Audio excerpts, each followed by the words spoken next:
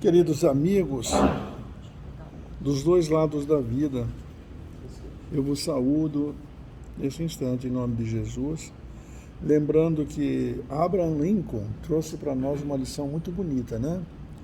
Ser feliz não é ter uma vida perfeita, nós vivemos procurando ser feliz com tudo perfeito, com muito dinheiro no bolso, saúde para dar e vender, e as coisas não são bem assim, não é, dona Célia? É cheia de problemas, de dificuldades para nós testarmos o que temos que fazer. Então diz Abraham Lincoln, ser feliz não é ter uma vida perfeita, mas deixar de ser vítima dos problemas e se tornar o autor da própria história, né? Ô Jota, é verdade, nós estamos construindo a nossa vida. Que legado nós vamos deixar? A, a moça que nós estamos falando agora, dona Célia, que legado ela deixou? Tá bonito, eu vi a reportagem, né? Você soube que a Maria da Glória, né? Glória Maria, né? Que é do seu ramo também, vocês são na mesma atividade. Então, é verdade, a gente tem que deixar o legado nosso, o que estamos fazendo. Não adianta, viu, dona Célia, a pessoa falar, por exemplo, para mim, Jaime, você já fez umas atrapalhadas. Eu falei, é verdade, eu fiz, eu tenho que confessar. A coisa mais bonita da vida, o Ayrton também sabe, porque ele faz tribunal de júri, eu fiz muito tempo isso também, é o réu confesso. Eu fiz mesmo, assumi a culpa, mas agora já não estou fazendo mais. Eu me policio devagar e lentamente, procurando tudo que eu revivo e vivo aqui nessa casa há mais de, acho que uns 50 anos, Jota, porque eu me recordo que quando eu tive um infarto, eu estava em casa, o seu Zé Rampazzo foi lá para me dar um passe. E nosso amigo Castilho também. Chegaram os dois juntos. Um chegou, o outro chegou para me dar um passe. E depois de lá, com o tempo, eu acabei vindo para casa, aqui, nessa casa de paz e amor. E foi a minha felicidade, porque eu já posso olhar o que eu estou fazendo nessa vida para poder corrigir os erros equívocos do passado. Então não adianta começar a achar que ser feliz é a minha vida perfeita, não. O mundo que nós, conforme nós já lemos nas semanas atrasadas, o mundo é esse mesmo, de provas e expiações. Então eu acho bonito esse estadista, né? Olha aqui. Eu vou dar essa para vocês. E também, para não deixar barato, eu aproveito todo o espaçozinho. Eu aproveitei e pus a mensagem sublime de Joana de Anjos. Não te cansas de lutar. Tem uma conexão com esse ser feliz, né? A luta é clima em que são forjados os verdadeiros heróis. Olha, o senhor que parou de fazer o nosso evangelho na lia. Você fez 2 anos seguidos. 2 anos. 800 seguidos. Ah, beleza, viu? Ó, é a live. Então, amigos, vamos aproveitar essas palavras alvissareiras, esse conceito da Joana, de Abraham Lincoln também, para meditarmos, fechando os olhos e levando nossos pensamentos ao alto, por intercessão de Jesus até o Pai Celestial, para que possamos agradecer assim, Pai, nós estamos felizes, sem reclamar, aceitando todas as provas que Tu coloca em nosso caminho para podermos realizar o nosso avanço no progresso. Por isso, em nome de todos os amigos que aqui estão do outro lado da vida, nós damos as boas-vindas e estamos felizes para poder, na Casa de Paz e Amor, celebrarmos o Santo Evangelho dessas memoráveis quinta-feira e com a voz alta e sonante, dizendo, Pai nosso que estais no céu, santificado seja o vosso nome, venha a nós o vosso reino, seja feita a vossa vontade, assim na terra como no céu.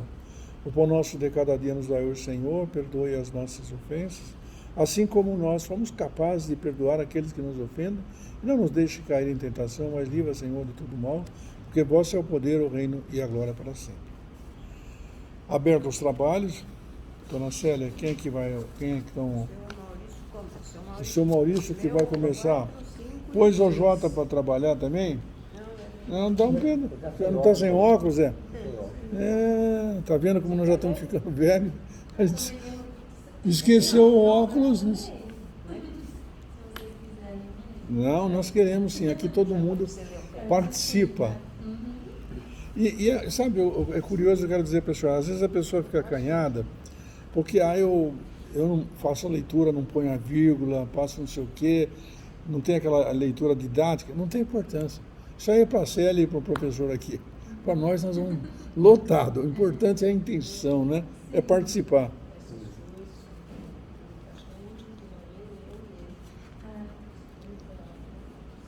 E o senhor começa? Começa. Nós vamos. Deixai pai, mãe e filhos.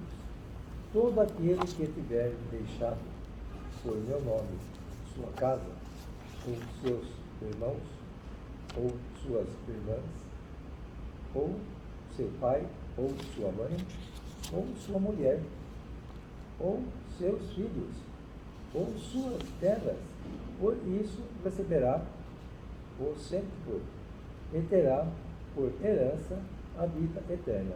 Está em São Mateus. Então Pedro me disse: por nós vedes que tudo deixamos e que vos seguimos. Jesus me disse: diga-vos em verdade que ninguém deixará pelo reino de Deus ou sua casa, ou seu pai, ou sua mãe, ou seus irmãos, sua esposa, sua mulher, seus filhos, que não receba deste mundo muito mais no século futuro, na vida eterna. Em Lucas. Vocês também? Pode ler. Um outro lhe disse: Senhor, eu vos seguirei, mas permiti-me dispor antes do que tenho em minha casa. Jesus lhe respondeu: todo aquele que tendo a mão na charrua, enxada, olha para trás, não está apto para o reino de Deus. Está em São Lucas. Sem discutir as palavras, é preciso aqui procurar o pensamento que era evidentemente este. Os interesses da vida futura se sobrepõem a todos os interesses e todas as considerações humanas, porque está de acordo com o fundo da doutrina de Jesus, ao passo que a ideia da renúncia à família seria a sua negação.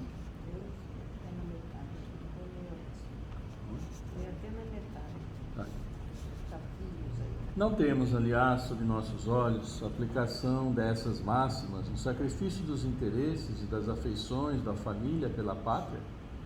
Censura-se um filho por deixar seu pai, sua mãe, seus irmãos, sua mulher, seus filhos, para marchar em defesa do seu país? Não se lhe reconhece, ao contrário, mérito por se separar do ambiente doméstico e do aconchego da amizade para cumprir um dever?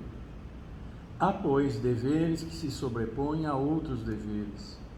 A lei não torna uma obrigação a filha deixar seus pais para seguir seu esposo? O mundo está repleto de casos em que as separações, as mais penosas, são necessárias, mas as afeições não são quebradas por isso. A distância não diminui nem o respeito, nem a solicitude que se deve aos pais, nem a ternura pelos filhos. Vê-se, pois, e mesmo tomadas ao pé da letra, salvo o termo odiar, essas palavras não seriam a negação do mandamento que prescreve honrar pai e mãe, nem do sentimento de ternura paternal, e com mais forte razão, se tomadas quanto ao espírito. Elas tinham por finalidade mostrar, por uma hipérbole, quanto era imperioso o dever de se ocupar com a vida futura. Deveriam, aliás, ser menos chocantes num povo e numa época em que, em consequência dos costumes, os laços de família tinham menos força do que numa civilização moral mais avançada. Esses laços, mais fracos nos povos primitivos, fortificam-se com o desenvolvimento da sensibilidade e do senso moral. A própria separação é necessária ao progresso. Ocorre nas famílias como nas raças, Elas se abastardam se não há cruzamento, se não se enxertam umas nas outras. É uma lei natural, tanto no interesse do progresso moral quanto do progresso físico. Essas coisas não são examinadas aqui senão do ponto de vista terrestre.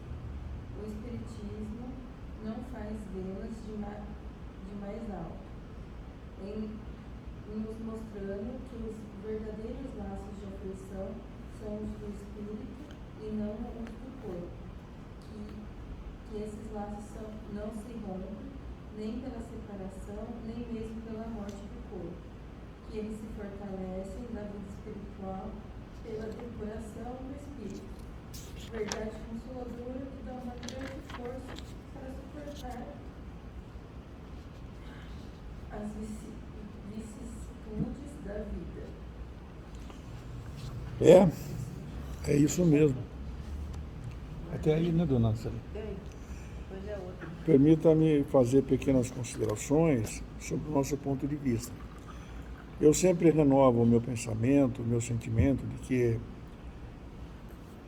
no caso de falar sobre o Evangelho, é uma bênção que a gente tem para poder falar sobre esses textos. Porque, em primeiro lugar, Jesus, como bem sabemos, ensinava através das lições e dos ensinamentos dele, mas por parábolas, para dar um entendimento de como é a coisa. Como é que nós deveríamos compreender, porque nós não tínhamos preparo. Mas Pedro indaga a Jesus, em certo momento do seu aprendizado, que se Jesus ia nos deixar órfão, ele disse que não, que ele ia pedir ao Pai, que o Pai mandaria um outro Consolador para nos orientar. Que é, na verdade, o que aconteceu no dia 17 de abril de 1858, no Champs-Élysées, em Paris, vindo a lume o livro dos Espíritos, as explicações todas ditadas pelos Espíritos e os Arautos do Bem.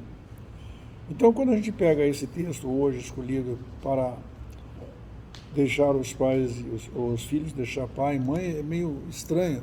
Boa tarde, senhora. Seja bem-vinda.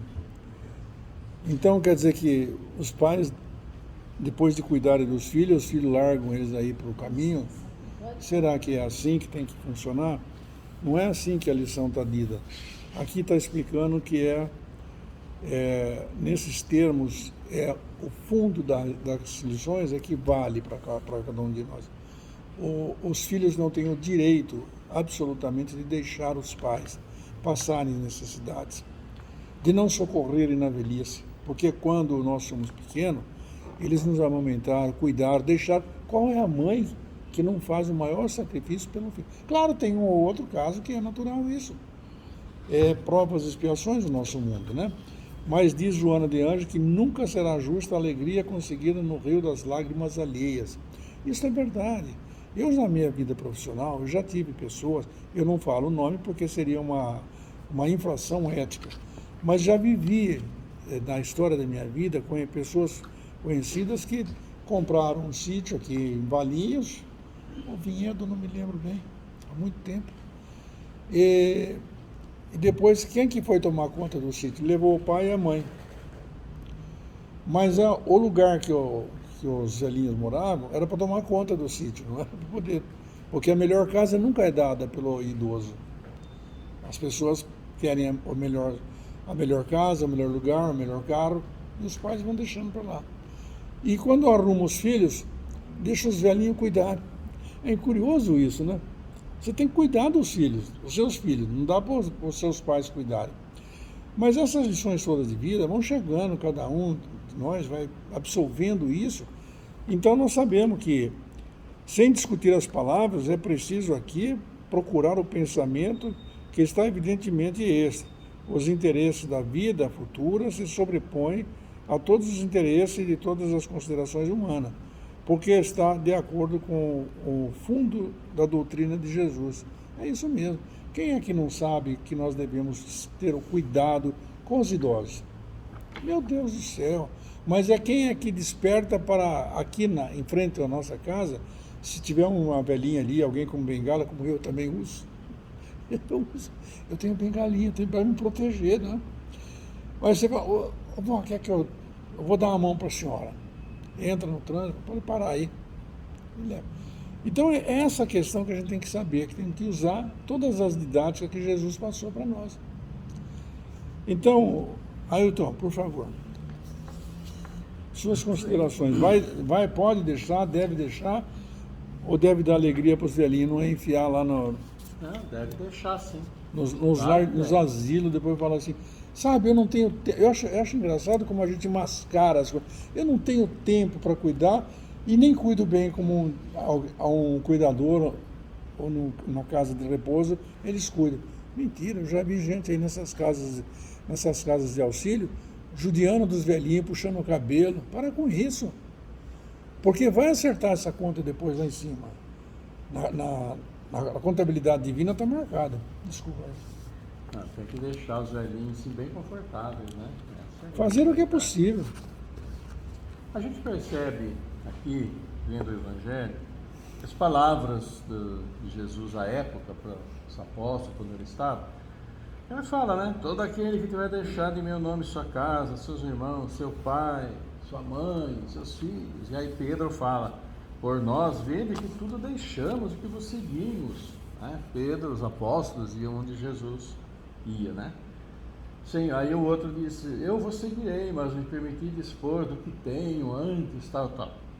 A gente vê pelas palavras que eles entenderam, assim, de uma maneira, vamos dizer, mais evidente, porque eles estavam ali com Jesus. E Jesus fala, quem deixar sua mãe, seu pai, papai me seguir, claro, eles entenderam naquele momento presente que era para fazer isso mesmo, deixa seu pai e vamos atrás do mestre. Mas essa palavra, esse evangelho, está conosco há 2000 anos.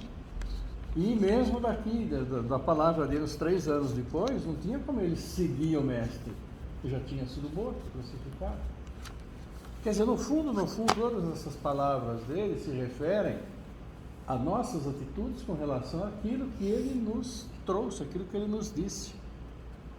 Então, essa é a forma como que ele falou. Fez suas pregações, não deixou escrito no Evangelho, que foi compilado 70 anos depois, 70, que ele morreu, 80, que apareceu, né? Mas ele deixou, e os apóstolos foram colocando essas palavras dele. Essa foi a forma, essa foi a maneira. Então esse é o conteúdo, a maneira como ele disse. Agora, o mais importante para nós é aquilo que a gente chama do fundo. O que ele quis dizer com isso? Então não é simplesmente, eu vou embora, largo meu pai, minha mãe, vou ser isso, vou ser aquilo. Não. Mas é para seguir as orientações que ele nos deixou. Com relação a quê? A maneira como que nós vivemos. Como que nós estamos nos relacionando. Ele, quando perguntaram para ele, mestre, qual que é o maior dos mandamentos, né? Tinha 10, são 10 os mandamentos. Ele falou, qual que seria o maior? Qualquer um dos mandamentos que ele falasse serviria de motivo para já cair em cima dele, né? Como era o desejo deles. E aí ele pegou e disse, olha, o maior mandamento é amar a Deus sobre todas as coisas, com todo o seu coração, com sua alma, com o seu espírito. E o segundo, ama o próximo como a ti mesmo. Neste segundo mandamento, porque o primeiro é um dever, uma obrigação nossa, neste segundo mandamento ele se refere especificamente a nós. O que nós estamos fazendo no nosso dia a dia? Como que nós estamos praticando aquilo que ele nos pediu? Somos cristãos? Acreditamos em Cristo? Sim. Acreditamos nas palavras dele? Sim. Estamos praticando as palavras que ele nos disse? Aí já vale uma reflexão para cada um de nós. Porque somente nós sabemos o que vai no interior de cada um de nós. Né? Que vai dentro dos nossos pensamentos mais íntimos, mais profundos, que só nós temos acesso. Podemos viver 100 anos, 200 anos com uma pessoa, nada lá de se vivêssemos tanto, também, né? Seria muito, não somos tartarugas ainda. Não somos. Ainda bem. Porque assim nós poderemos vir mais vezes para aprender mais. E nesse tempo em que nós estamos aqui, como verdadeiramente nós estamos nos relacionando. Como ele estava dizendo, podemos viver muito tempo juntos com uma pessoa, mas qual é o nível de conhecimento que nós temos um do outro? Nós não penetramos dentro do pensamento da outra pessoa para ver o que ela, na realidade, está pensando sobre as mais diferentes situações, sobre tudo aquilo que os nossos sentidos nos trazem. E nosso mundo é esse. Nosso mundo ele é restrito aqui aos nossos sentidos. É aquilo que nós vemos, é aquilo que nós ouvimos, é aquilo que nós sentimos o sabor, é aquilo que nós sentimos, né, o olfato, o cheiro, e aquilo que a nossa pele sente, frio, calor, vento, isso. Quando cai, se machuca. Nossos sentidos são esses. Mas o nosso espírito traz com ele todas as nossas experiências e os valores que vamos adquirindo conforme o passar do tempo. E esses valores que nós já adquirimos e que estamos nessa existência adquirindo, têm a ver com aquilo que o Mestre falou, como fundo de tudo isso, ama o próximo como a ti mesmo. Seguir a ele, o que é? É viver na caridade, é viver no amor, é viver na fraternidade, é não julgar, é ser indulgente, é ser paciente, é não ser preconceituoso. E tudo isso, dessas poucas palavras ou virtudes que eu falei aqui, como que nós estamos? Estamos sendo realmente pacientes com os nossos idosos, como acentuou aqui o Dr. Jaime? Estamos sendo tolerantes com aquelas manias que todos nós vamos adquirindo, não são só eles. Se nós temos nossos pais já cuidados, o Dr. Jaime deve ter as suas manias também. Não é, doutor? Eu tenho, o Jota tem, o São Maurício tem, Célia tem as maniazinhas dela, eu tenho. Já fiz a minha confissão aqui, né? E nós vamos vivendo, né? Agora, nós estamos sim respeitando essas manias, estamos sendo pacientes, estamos exercendo a nossa tolerância, estamos sendo fraternos, caridosos, carinhosos. É isso que está dentro da mente, do fundo do nosso espírito, e que nós precisamos, lendo isso que aqui diz, entender e procurar melhorar. Né? É por isso que eu disse no introito que é um privilégio a gente poder querer entender isso, porque há duas questões fundamentais. Primeiro, Jesus falava naquela época, né, Maurício? Falava nessa retórica bonita dele, mas simples, né? Ele contava história. E essa historinha é mais fácil para nós. Até hoje, os professores estão aqui, tem dois do meu lado, sabem que contando uma história, a pessoa vai se envolver melhor na história. E não é nas palavras, então ele vai a questão de fundo. Mas Jesus não se deu por vencido nisso aqui, porque ele faz uma proposta. Quando Pedro pergunta a ele, ele fala: eu não vos deixarei órfão, rogarei ao Pai que mandará um outro Consolador. Quando eu falo que isso veio em Paris no século XVIII, eu quero me referir que o Evangelho, como nós lemos aqui, seja o de São Mateus ou São Lucas, porque São Lucas, por exemplo, não sei se você lembra, né? São Lucas era médico. E foi, como o Ayrton falou, depois de 70 anos, ou até os registros dão até 70, 80 anos, ele compilou as conversas, as histórias que eram correntes. Por isso o Evangelho fala dessa forma, que parece uma coisa tão difícil, né? Todo aquele que tiver deixado por meu nome sua casa, seus irmãos ou suas irmãs, bom, o que é isso? E me seguir, segundo São Mateus, também. E aí, quando Pedro fala, né? Então, Pedro lhe disse: por nós, vedes que tudo deixamos e que vos seguimos. Então eu vou sair daqui, eu tenho trabalho para cumprir, minhas responsabilidades, e vou me dedicar exclusivamente a isso. Não é assim que funciona. Eu dedico um tempo, porque eu sou grato ao Senhor da vida de tudo que tenho, a saúde do corpo, a amizade de vocês, a amizade e o carinho dos meus filhos.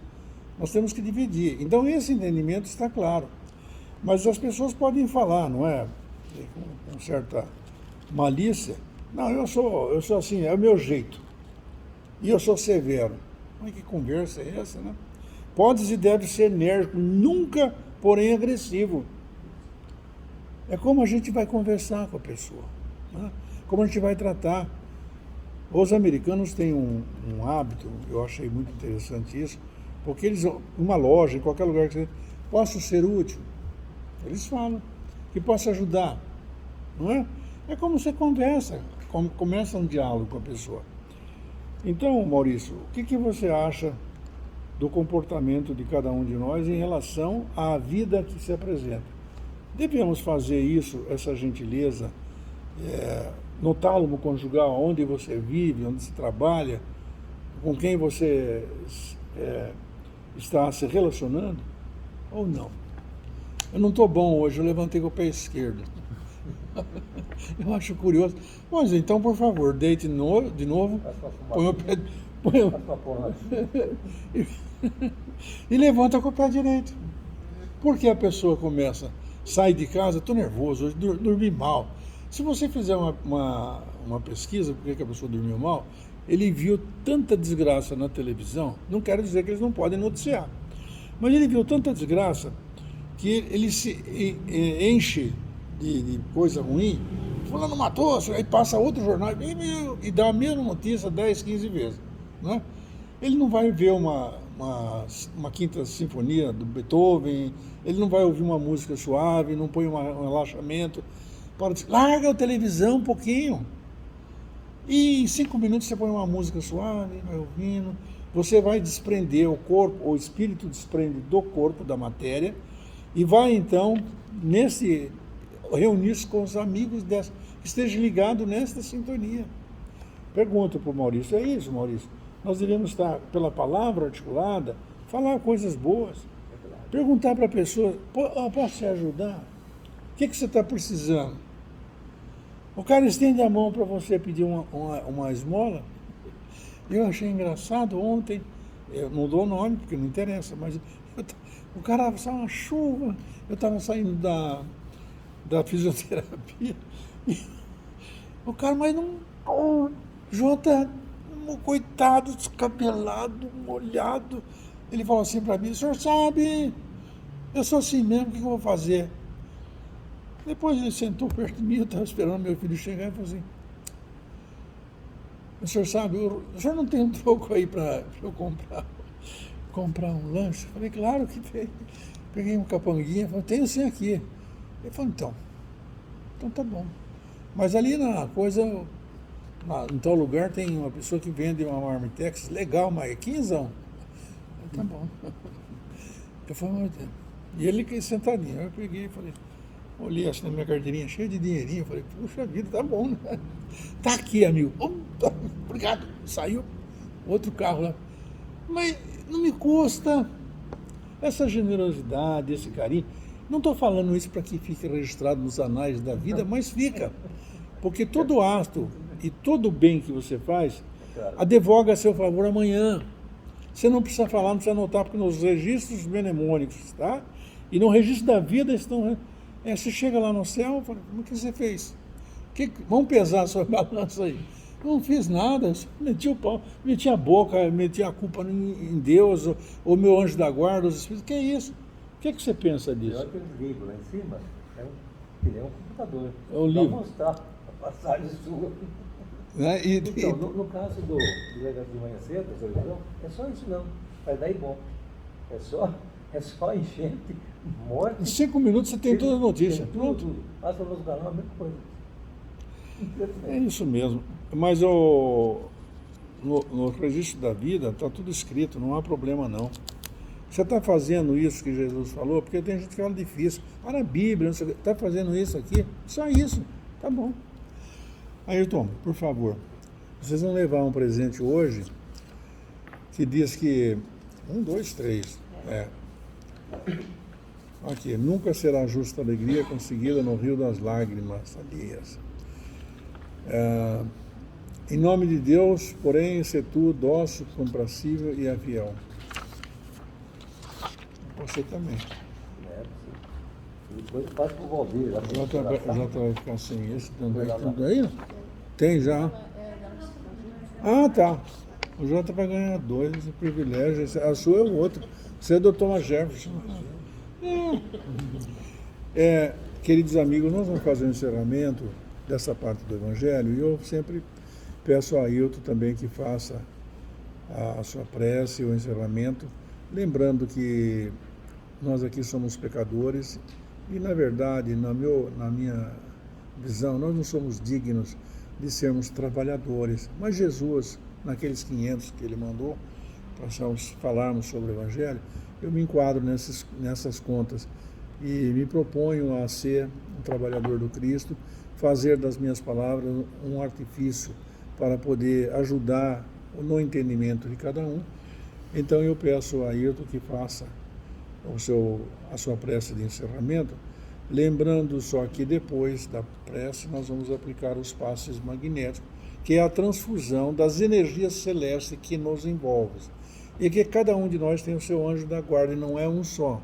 Então, se vocês quiserem aproveitar o momento que nós estamos introjetando esse sentimento, Jesus está aqui presente conosco, ali onde tiver 2 ou mais reunidos, Ele estará conosco em seu santo nome. Então Ele está aqui, não é palavra minha, Jesus está aqui em todo lugar. Certamente vocês poderão dizer para mim, pô, mas o Jaime está com graça, né? Como é que Jesus está aqui agora, se Ele poderia estar em Nova York, em Amsterdã, na Alemanha, em qualquer lugar? E eu explico isso com uma facilidade tremenda. Nós pensamos em Jesus ou atraímos, porque Ele é governador deste planeta aqui, não é? Então, basta levantar o nosso pensamento ao alto e ele está vibrando 24 horas por dia por cada um de nós. Então vocês aproveitem, peçam também para o seu anjo da guarda, porque eles vão passar nos seus pensamentos uma bandeja de prata com os seus pedidos. E num altar simbólico nós vamos colocar ali os nossos pedidos para a família, para os queridos amigos, para o pai, mãe, por aqueles que também já foram embora, que estão aqui. Vamos pedir para eles e vamos pedir, aproveitando, para aqueles que estão nos hospitais, nas casas de saúde, orfanatos, aqueles que já partiram dessa vida, aqueles que tiveram Covid, aqueles que estão nos países em guerra.